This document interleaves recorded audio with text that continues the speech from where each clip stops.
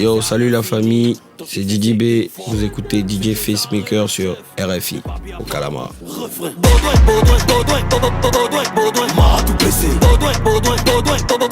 En conversation avec Didi B dans l'Afro Club. Bienvenue. Comment tu te sens en ce moment avec tout ce qui se passe autour de toi? Je fais Malia Salami.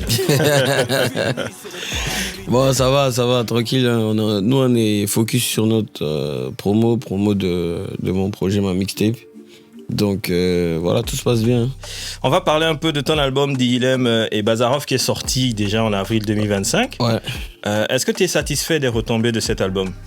Ouais, quand même, parce que dans tous mes concerts après cet album-là, j'ai dû rechanger totalement ma setlist. Donc j'ai commencé à jouer que les morceaux de l'album. Donc c'est important, c'est ça qui fait que on sent un changement dans la vie d'un artiste. C'est que les nouvelles chansons que tu envoies, tu vois que le public y répond, donc ça va. Ouais. En écoutant cet album, moi j'ai senti un Didi B plus mûr, plus introspectif. J'ai été étonné de ne pas voir la chanson Le succès des dents, puisque le succès, ça raconte un peu tout ce que tu as vécu. Ouais. Le succès, oh, on a cherché le succès, oh, on a trouvé le succès, oh, c'est devenu problème dans notre main. Tu aurais pu la mettre dans cet album. Mais finalement, j'avais trop de titres. Ouais. Donc, il fallait que j'arrive à sélectionner. Et pour moi, succès, ça avait déjà marché. Donc, je voulais faire découvrir d'autres morceaux, quoi. Tu aurais pu faire plus, en vrai. Bon, en fait, c'est pour ça que c'est une mixtape. C'est un peu plus roots qu'un album. C'est un peu plus, on va dire, comme j'ai dit, Juventus, c'est ça. C'est un peu plus en mode jeune, moderne, et rap, tu vois. Ouais. Donc, c'est pour ça que j'ai appelé ça Juventus et je me suis limité à près de 10 titres. Ouais, ça Parce c'est que pour je l'album, la mixtape Juventus. Mixtape, voilà. Ouais. Juventus, Nueva Era. Voilà, il y aura une deuxième partie. Ok. Voilà, mais je veux bien me concentrer sur la présentation de chaque morceau. Bah, puisque tu parles de Juventus, Nueva Era, tu peux juste nous expliquer ce titre? Juventus, ça veut dire jeunesse en latin. Donc j'ai fait mes recherches. Ouais.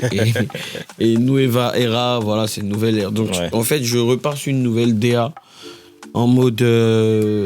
j'ai essayé de rester dans la nouvelle génération parce que moi je suis quand même de la génération 2015, 2012, 2013 avec Kif No Beat. Donc vu que le rap a évolué aussi et que moi je suis en carrière solo, j'ai essayé de m'adapter et puis montrer que je suis toujours là, c'est tout. Comment tu fais pour choisir la direction artistique d'un projet? Ça peut partir sur un coup de tête, hein, parce que pour le Sénégal, par contre, genre, j'étais au Sénégal quand j'ai eu le prix aux Afrima de meilleure chanson de l'année. Juste après la cérémonie, je devais rentrer à Abidjan. Et vu comment, c'est pas la première fois d'aller au Sénégal, mais j'aime la culture du Sénégal. Donc je me suis dit non, je peux pas rentrer comme ça sans faire un truc, tu vois. Et ça a été la force de Kif No Beat depuis le début. On sait mélanger les cultures et les sons rap, tu vois. Donc j'ai fait appel à Passa. J'ai appelé Tamsir déjà. Et il a appelé Passa vu que c'était son ami au Sénégal. On a fait les présentations, on a fait le clip. Et le lendemain, on a fait le son et le lendemain, on a fait le clip.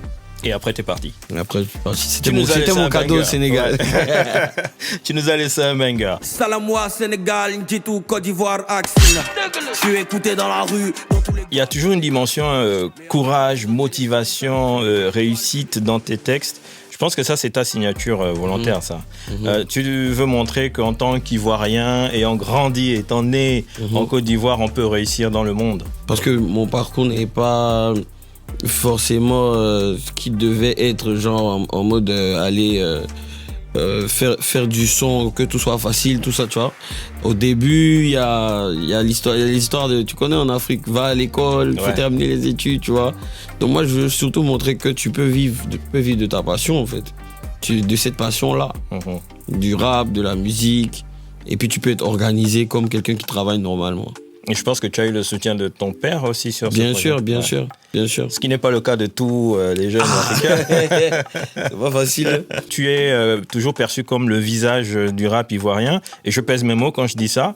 Lorsque Didi B fait sortir un son, ça réagit partout en Afrique francophone. Et quand je dis partout, moi je reçois des réactions du Gabon, du Congo-Brazza, de Kinshasa, dès qu'il y a vraiment un truc autour de toi. Ouais. Et toi, est-ce que c'est quelque chose dont tu as conscience? En tout cas, je sens la pression. Ouais. Si c'est la pression, je sens ça parce que tous mes faits et gestes sont très, très, très jugés. Quand je pars au Bénin, je sens qu'il y a une communauté qui m'attend, au Gabon. Et puis maintenant, ils sont encore plus nombreux vu quand on a pu affronter le stade en Côte d'Ivoire. C'est un peu ce que tout le monde demande maintenant Dans chaque pays. Ouais. Donc voilà, on est content quoi. Franchement, on t'a vu au stade à Brazzaville. Ouais. Je crois peu avant l'indépendance. Et puis tu étais aussi en tête d'affiche dans un stade pour l'indépendance au Gabon. Ouais. Donc ça commence à devenir la norme quoi. Il faut un stade pour que tu viennes quoi. Ah. Ok, on va revenir sur le projet Juventus Nueva Era. Donc on doit s'attendre à une deuxième partie en 2026. Je pense que tu n'as pas encore de date. Ou avant, c'est vrai. C'est vrai qu'avec toi, ça peut tomber n'importe quand. Ouais. Dedans, il y a 10 titres dans ce premier volet, notamment le Bobo avec Davido. Yes. Davido, comment tu as rencontré le grand frère? Comment ça s'est fait? Ah mais franchement, lui ça a été trop naturel. C'est depuis avec Kif No Beat qui nous avait capté. Quand je le vois, je relance. Même lui aussi il relance, tu vois. Ouais. C'est quand on fait notre truc, c'est quand, tu vois. Et juste après le stade, il m'a fait savoir qu'il venait à Abidjan et qu'il venait faire un brand et il venait pour moi pour qu'on termine le bail. Donc voilà, ouais. On a géré ça. Ça fait la chap. C'est la nouvelle ère pour toi qui démarre là en 2025, qui va se poursuivre, j'espère, jusqu'en 2045. Tu peux durer comme Paul Biya, hein, on sait jamais. Vraiment, je suis pas dans ça, moi. Et du coup, en tant qu'entrepreneur, tu développes aussi d'autres choses. Je sais que tu développes ton label, ton image de marque, et que tu as une vision vraiment pour le business, ouais. En dehors même de la musique. Comment tu penses, toi, t'imposer sur le continent? Bon, déjà, il faut entretenir sa personnalité. C'est-à-dire que c'est pas que dans la musique qu'on doit me voir, tu vois. Il faut que je participe à plein d'événements, il faut que je sois ambassadeur de plein de choses. Il faut que je défende une cause aussi. J'ai une fondation. C'est ce que j'ai appris au fil du temps de ma carrière. Et j'essaie d'être ailleurs qu'au studio ou bien sur scène. Et si tu dois laisser un message aux jeunes Ivoiriens et Africains qui te voient comme modèle, qu'est-ce que tu leur dirais? Peut-être qu'ils sont des futurs Didi B. Franchement, il n'y a rien qui est impossible. Vous pouvez totalement percer où vous voulez. Ça commence par vous-même. Prenez votre téléphone. Si vous n'avez pas les moyens, faites un gros freestyle. Ça peut partir de là. Ok, vous avez entendu, faites un gros freestyle. Dis-nous quel titre tu veux écouter pour se dire au revoir. Plus jamais pareil. Pourquoi spécialement ce titre-là? Parce que j'ai écrit ce titre-là avec le cœur. C'est tout ce que j'ai travaillé dans cette période-là que j'ai écrit sur papier. Vous ne serez plus jamais pareil. C'est Didi B. Merci, ouais. Didi d'être passé. Caramba. Non, ça. On sera plus jamais pareil. On sera plus jamais pareil. On sera plus jamais pareil.